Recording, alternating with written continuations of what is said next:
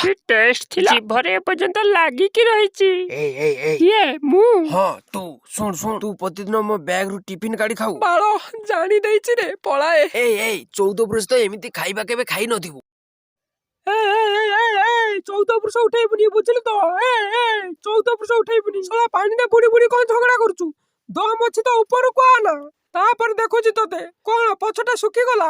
ରହ ଶଳା ତୋ କଥା ବୁଝୁଛି।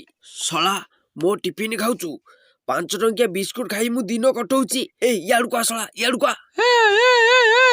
ନା ଉପରକୁ ଆ। ତଳେ କଣ ଝଗଡା କରୁଛୁ? ଦମ ଅଛି ଯଦି ଉପରକୁ ଆ। କାମୁଡି ଦେବି ଶଳା। ମୁଁ ଟିଫିନ ଖାଇଛି, କଣ କରିବୁ ମୋର? ଆ ନା ଉପରକୁ ଆ ନା। ହଁ ଯାଉଛି ରହ ଶଳା। ବାଳରେ ଉପରକୁ ଆଇଲା। ପଳାଏ। କୁଆଡେ ଯାଉଛୁ? ଏଇ ରହ ଶଳା ରହ। ଧରିଦେଲେ ଆଜି ଅବସ୍ଥା ଖରାପ।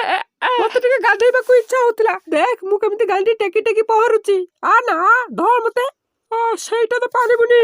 ଶଳା ମୋଟା ହିପ କୋଉଠିକାର। କେତେ ମଜା।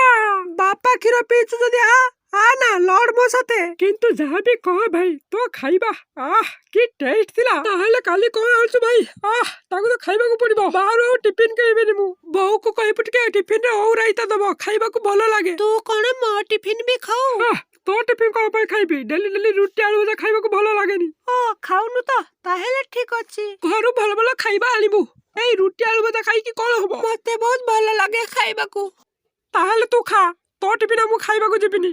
ଖା। ଯାଉ ଥ୍ୟାଙ୍କ୍ସ ଜଣେଇକି ଯାଉଛି। କାହିଁକି ନା ତମମାନଙ୍କ ଟିଫିନ ପାଇଁ ମୋର ପେଟଟା ଏତେ ବଡ ହେଇଛି। ବାଳ ମୋ ଟିଫିନ ଖାଇବ, ଆହୁରି ମତେ ଦୁନିଆ କଥା ଶୁଣେଇ ଦେଇକି ଯିବ।